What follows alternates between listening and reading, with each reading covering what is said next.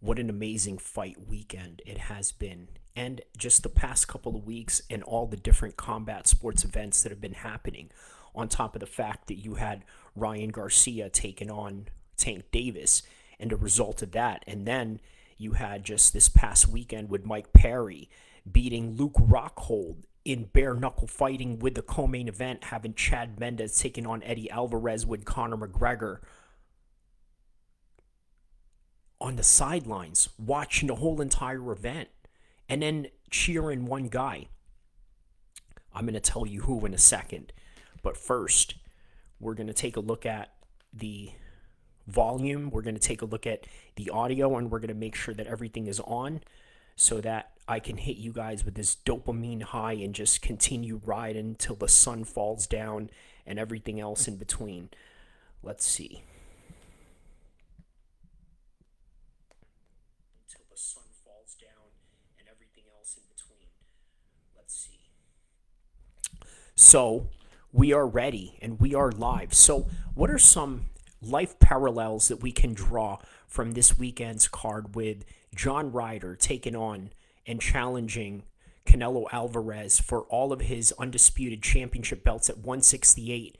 And then on the UFC side, you have the lineal champion of the same weight class, which is going to be contested by Henry Cejudo and Aljamain Sterling for the undisputed UFC Bantamweight Championship. By the way, a belt that Henry Cejudo never lost. Left 3 years ago after he beat one of the best dominant 135-pounders in the history of the UFC, which is none other than Dominic Cruz. So with that, he's now taken on somebody like Aljamain Sterling, who has been hot in terms of taking on some of the toughest competitions in the entire UFC. And by the way, one of the most stacked divisions in the UFC, if not the most stacked division of all time in terms of the competition that is within the 135 division currently in the UFC. Also, the controversy that goes with that is you have a training partner of Aljamain Sterling, which is Merab, who is number 3 or number 2 in the current moment of the UFC. Nonetheless, had Henry stayed retired and never decided to come back, perhaps Merab would be the guy that they would try to put in that position right now in terms of fighting Aljamain Sterling. But they're not going to do it. And I'm going to tell you why. Because they live by this code of teammate and in the aspect that they're never going to fight each other. And that's very noble. And I'm not here to give you a straight opinion on whether that is good or not, or whether that is awesome for the sport, or whether that's detrimental to the sport. The bottom line is that's the reality that a lot of these guys have when you're dealing with a camaraderie within a team, guys that help build you to become who you are.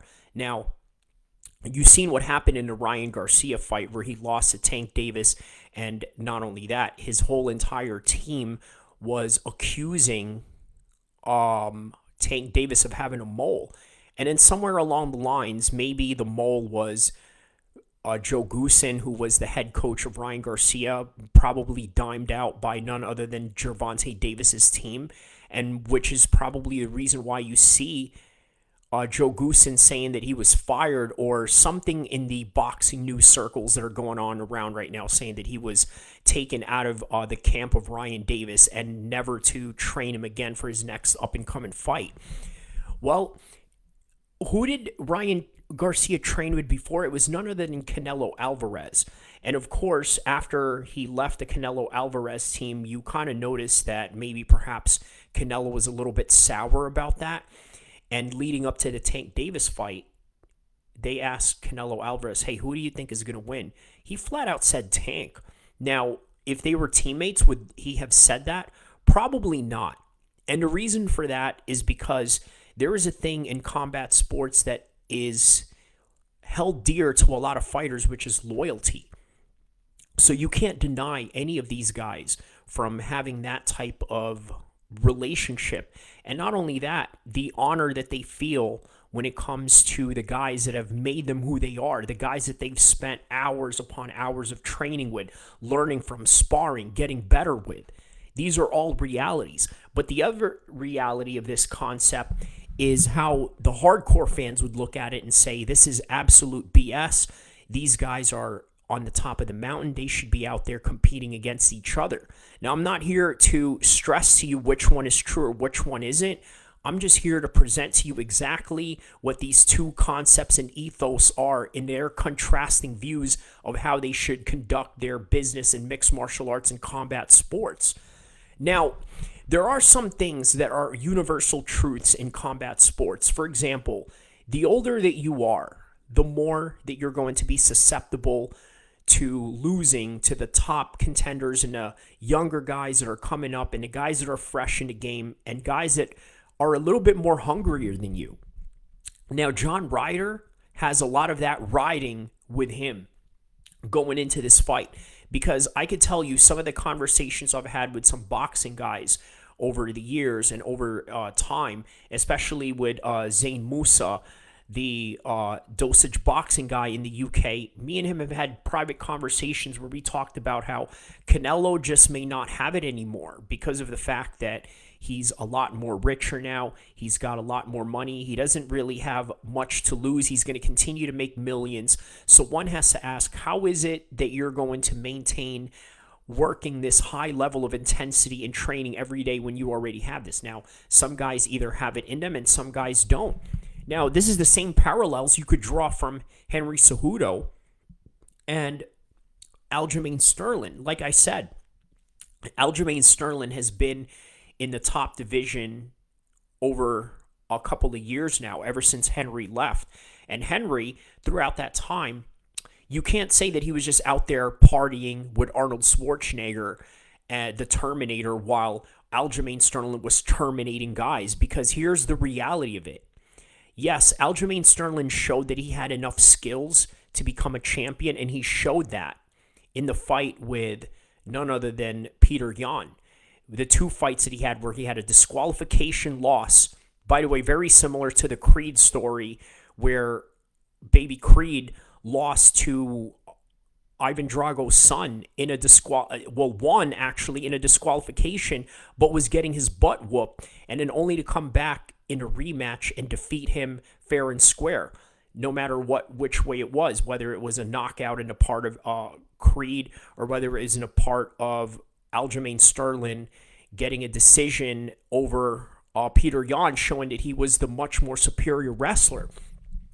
Nonetheless, not the most dominant championship win that you can really cite, not in the way that you could say about Khabib or John Jones or even George St. Pierre in his prime, even though those were decisions. Nonetheless, what we have going on here is a very even fight, because as you can say about Henry Cejudo not being the guy that, let's say, had all the training or all the different fight preparations that he could have had in these past 3 years, or maybe the title defenses that he could have accumulated, you got to take into consideration the man was still involved in mixed martial arts. You look at the countdown show in the UFC leading up for this fight, and you'd see the type of guys that he's worked with. Prochazka. He's worked with Davison Figueiredo. He's worked with John Jones, helping him to win his heavyweight championship. And then only for John Jones to go back with Mike Winklejohn and whatnot after that Jim had some previous losses with different fighters, and all of a sudden they were kicking John Jones out because he had this issue going on with his significant other in that Vegas incident. So they had to try to make some statement, but now they're back together. That's neither here or there. Point is, Henry Cejudo has been involved with some top names in mixed martial arts in these past 3 years. So his brain is activated in trying to understand the game. His mind is prepared and ready for the technicalities of this fight game. Now, one thing that you got to ask, is he ready for a 5-round championship fight after a 3-year hiatus? Now, one can argue that he's an Olympic champion. He knows what it's like to grind. He understands the hard-nosed training sessions that he had to experience in order for him to obtain that championship. The problem is, we're talking about a 2008 Henry Cejudo. We're talking about a 2017 Henry Cejudo when he beat DJ for the 125 championship, and then went on to defeat TJ Dillashaw for the 100. Well, not really defeat him for the 135 championship, but did defeat TJ Dillashaw when he came down from 135, and only for TJ Dillashaw to be stripped of the title and Henry to win back the title again by a vacant championship fight for which TJ had to let go because of his suspension. Now, nonetheless, Henry has proven time and time again of all the resumes that he was able to defeat and all the big names that he's had. And you got to think the Olympics, the DJ fight, the Dominic Cruz fight, the DJ fight again, of which he came back and won after that loss, and also the fights that he's had with Moraes. Now, all these take a lot of toll into you. All the training sessions that you have to do, from the Olympics to the UFC and so on and so forth. Well, now he doesn't have to do that anymore. And what do I mean by when people are saying that, okay, Henry can win this because of the fact that he's the 2008 Henry or 2017 Henry or 2019 Henry or 2020 Henry? Well, it's 2023. It's a little bit different. One of the things that a lot of people in the special operations community always cite is they say that there's a lot of guys that they have in their units that somehow aren't in the same type of shape as they were when they came out of boot camp. You can say this about U.S. Marines that have experienced this type of situation. You've experienced this with different types of servicemen that have been in situations where they were in shape for boot camp, and not so much when they started heading out into the field or when they started getting deep into their careers. You can even say this about police officers. You ever seen a police officer coming out of police academy? A lot of them are in great shape. But then after years go by, they're in the force. They're eating all the different donuts. They're eating all the different sweets. Maybe they're staying up late at the night shift, which can affect their circadian rhythm of their sleeping patterns and affecting their weight. All these different factors. Nonetheless, you are never in the same shape as you were in the prime state of your career, whether that would be in the beginning stages or in the mid stages. Somewhere along the lines, you fall off. You start slipping away from training. And this is exactly what me and Zain Musa were talking about with Canelo Alvarez. By the way, a boxing channel that covers a lot of his fights, one of the biggest Canelo supporters out there, right? And he pretty much knows a lot about this guy, and this is just something that he's observed out of Canelo.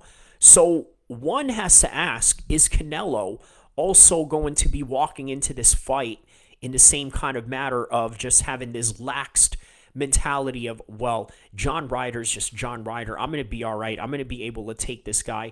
Or is Henry Cejudo also going to suffer the same fate in terms of, well, I'm Henry Cejudo from 2008, but yet these past 3 years I've been eating cake. I've been doing this. I've been hanging out with Arnold Schwarzenegger. I've been hanging out with different celebrities. I've been smoking weed with Mike Tyson. I've been drinking, and I've been slipping on my diet.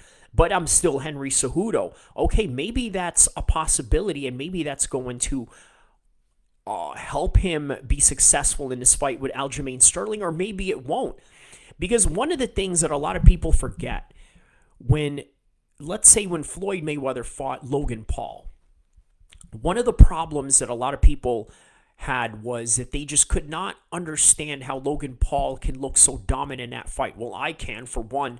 Size matters in certain aspects, especially if the size and athleticism meet, to where you're taking on a much more smaller guy, technical, but can't really do anything with that technicalities because they don't have the reach, or they don't have the power, or they just don't have the attributes to be able to overcome this challenge that's in front of them. And I'm talking about still the Floyd Mayweather Logan Paul fight. So that's the reality of all these things. Same thing with when they had Roy Jones Jr. box Anthony Pettis. I noticed that a lot of the boxing guys that were watching that fight, they had this insane one-sided biasness towards Roy Jones Jr. as if Roy Jones Jr. just looked like the most amazing thing ever and that Anthony Pettis could not do anything to this guy. Well, to me, I felt like I was watching a different fight. For me, I was thinking to myself, I'm watching a guy who is 54 years old versus Anthony Pettis. Yes, he may be out of his prime from the MMA years, but he's still young and athletic enough to be able to box in the way that he did in order for him to make Roy Jones Jr. look exactly as he was in his age of 54 in that time that they fought. So people didn't want to look at the fact that it was a 54-year-old Roy Jones. They were trying to look at this as if it was Anthony Pettis from the WEC days taking on the Roy Jones Jr. of the time of the 90s, late 90s, and so on and so forth when he was one of the hottest things in professional boxing. Well, the reality is that that is how they want to promote the fight. They want to promote the fight as somebody that is looking at this from the prime view of Anthony Pettis and Roy Jones Jr.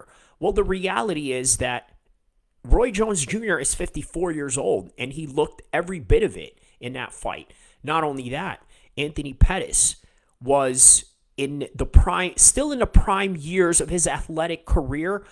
Maybe not so much in MMA, but the guy is a lifelong striker, and it translated in that type of matter. So it was the right timing at the right time for Anthony Pettis for him to look like the way that he did, and made Roy Jones Jr. look like easy pickings for him in that particular fight that night. Well, this is how they're kind of looking at Henry Cejudo right now in terms of him fighting Aljamain Sterling, or are they? Because when I look at the odds, weirdly enough, I believe that, and again, I'm not a gambling man. This is not a gambling show by any means of your imagination. This is just an MMA show where I convey the stories and try to tell you from an objective point of view of what is going on and giving you classic journalism at that in the MMA terms. So what I'm seeing is that Aljamain Sterling is the favorite because I think the betting people are starting to understand that Henry Cejudo may not be the Henry Cejudo that they are expecting. You don't know what kind of Henry Cejudo is going to show up. Now, with Canelo Alvarez, I'm sure he's the heavy favorite in this fight because we all know who Canelo Alvarez is. He doesn't lose to just nobodies. He may lose to Bivol, which shows how great Bivol is after he defeated Ramirez after that fight back-to-back. And then he lost to Mayweather, which everybody knows is one of the greatest of all times. No shame in that. However, we forget that maybe it's not the same Canelo anymore.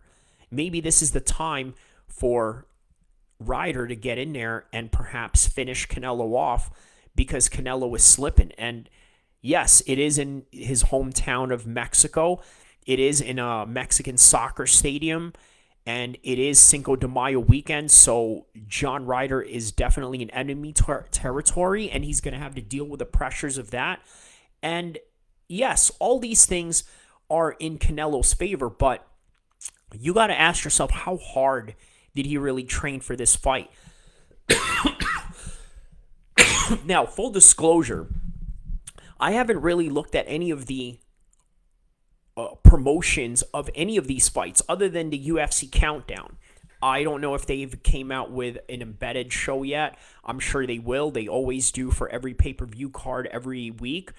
Now, I'm not sure if they've had any training footages of Canelo Alvarez. I kind of like it that way, that I didn't really look at any of these things prior to doing this particular podcast because I didn't want to create a sense of biasness and then having to look at different people's opinions, different podcasters, different media outlets, and how they are seeing this particular fight play out and the type of influence that they have over people. Because going into the Alex Pereira Izzy fight, we all thought that, well, this is easy pickings for Alex Pereira. We've seen this fight, and then think wrong again. The media will have you believe that these guys are going to win when they really don't understand the dynamics and the realities that come with combat sports, such as aging, such as losing interest. such as not evolving in the way that your current competition is. And I'm talking about Aljamain Sterling being the current champion at the current moment, taking on these top competitions in comparison to Henry Cejudo, who's been out of the pool for a long time. And then also there's other factors that you have to take into consideration as well, like how well will Henry Cejudo deal with the weight cut going down, because you don't really know what kind of weight he's gained after not fighting. Because look, maybe he's just a natural 135er, maybe he doesn't gain much weight, maybe the most weight he'll be at is somewhere around the 150s, the low 150s, nowhere close to the 155 mark or anything like that. Because let's face it, Henry Cejudo is not the biggest guy in the world, and he doesn't gain a lot of weight. He doesn't have this huge muscle structure in the way that Khabib does, where he's able to gain all the way up to 200 pounds after not fighting for a couple of years. But who knows? All these things are a huge factor that you have to take a look at and into consideration. You want to talk about different considerations when it comes to the fight with the co-main event this weekend, with Belal Muhammad taking on Gilbert Burns for 5 rounds in the co-main event spot, which, by the way, I think this favors Belal Muhammad just based on the type of grinding cardio that he has developed and the fact that he's able to push a way faster pace now that he's trained with Team Eagle in Dagestan, or not just so much Dagestan, but just with Khabib's team and whatnot. The new type of wrinkles that he's adding to his game. But Gilbert Burns has always been Gilbert Burns. We understand him to be a guy that has great grappling, has good knockout power, can really hurt you with good shots and good boxing, just like what he's demonstrated to you in the Masvidal and the Chimaev fight. These are the capabilities that he has. However, there are factors that we have to understand here as well, the dynamics that we have to try to understand. Belal Muhammad has just came out of doing fasting for Ramadan, which, as many Muslims know, this is one of the toughest months that you have to deal with because, hey, guess what? If you're a professional athlete, yes, you do intermediate fasting. That's the easy part. You wake up in the morning, you drink coffee, you drink water, and then you go out and train. And if you're used to that, okay, no big deal, because you're just using the caffeine to fuel you. And that's enough fuel for you to be able to go out there and burn fat and train and have enough energy to do what you do and then just eat after. Now imagine you're dry fasting from sun up till sundown. And the way that you're training in a way where you're training with no food and water. So it makes it a lot harder. So now you're going to have to deal with these mental barriers because guess what? Ramadan is not just about starving yourself all day long, right? The other aspect of Ramadan is having to keep up with your prayers. First off, you have to do your mandatory 5 prayers that you do anyway all throughout the entire day, right? You do this as a Muslim anyway. This is mandatory for you to do. There is no ifs, ands, or buts about it. You have to do the 5 prayers all year long. Well, now it's Ramadan. Not only do you have to do the 5 prayers a day, but you also have to keep up with the night prayers, which is considered Taraweeh, where you basically recite the Quran in the same way that you do with the prayer, and then you bow down 10 times or something along those numbers, where you're bowing down and praying and doing those rituals. Okay, so that in and of itself is a task, okay? Now, some guys, they wait until the nighttime to train and get the energy going. And then some guys like myself, what I like to do is I like to train during the day and then just get it over with and maybe deal and suffer with the consequences during the day of not having food, water, and any type of nutrients in me while still trying to get my training in. Maybe not the most ideal training session in the world, but during Ramadan, it's the most that you can do because, hey, I still have to pray at night and I have to have some kind of energy to be able to do that. Okay, why I'm telling you this is because this is the reality that Belal Muhammad has faced all throughout Ramadan. He said that he trains while not eating and drinking during the day. Some guys do that, some don't. Khabib says he doesn't do that. He says he waits at night and trains and doesn't, and then just does his training from there. And then maybe he finishes Tatawi later on in the later night, or maybe he does Tatawi while he's training. Nonetheless, different guys have different ways of going about it. But the way that Bilal Muhammad went about it, he went at it the hard way, which is training during the day, dry fasting, which means he didn't take any water or drink, and then just moved on with his whole entire day and waited till sundown to eat, no matter what the consequences were, right? But again, other fighters, like I said, they probably go out and train at night, which is okay. But what I'm trying to say is that I'm trying to build you a picture of what it is that Bilal Muhammad was dealing with. Now, let's talk about what Gilbert Burns is dealing with in terms of the possible disadvantages he has going into this fight. Yes, he fought not too long ago in UFC 287 against Jorge Masvidal.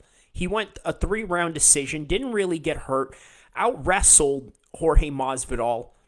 But then you got to think to yourself, how much of that took a toll on him? You got to think, after the fight, he went on to probably eat all the ice cream, all the sweets, all the junk food that he can, because he wasn't able to do that during training camp. So now he gets called in maybe a couple of weeks' time and then says, I'll do it. All right, well, now you have to undo all those unhealthy habits that you did. And by the way, this is the reason why there is such things as overtraining.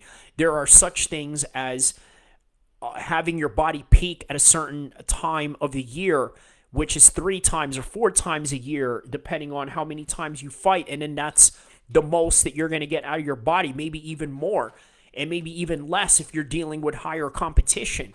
So I'm trying to give you the reality of what Gilbert Burns is going through generally, as somebody that just came from a fight not too long ago, which was 2 weeks ago. So who has the advantage here and who doesn't? It's hard to tell because, again, I don't want to be biased because obviously you know that there's something that I'm going to feel a certain way about Bilal Muhammad being a fellow Muslim brother, being somebody that shares my faith or this and that. But in all honesty, I can't tell you honestly whether that's good for him or bad for him. What I can say is the mental edge-wise, they are both pretty even mental edge-wise in the way that they're going into this fight, because you have Gilbert Burns, who's fresh from competition, knows what it feels like, maybe not in the best peak condition of just jumping in less than 3 weeks into another fight. And then you have Bilal Muhammad, who may not have had the most ideal nutrient-based situation while training during the day during Ramadan, but has a mental edge in the same similar way that Gilbert Burns has, because he went through something tough and challenging himself while trying to cope with Ramadan and training at the same time. So what's going to happen? We don't know. That's the reason why we call it the theater of the unknown. That's the reason why we call it combat sports and just the height of entertainment in the era that we live in right now, with digital streaming and all these different platforms that are available for different combat sports and different promotions, different leagues, and different events that are going on around the world. You got Canelo Alvarez taking on John Ryder on the DAZN network, and then you have on the ESPN pay-per-view side the return of Henry Cejudo taking on Aljamain Sterling, with the co-headline of Bilal Muhammad taking on Gilbert Burns.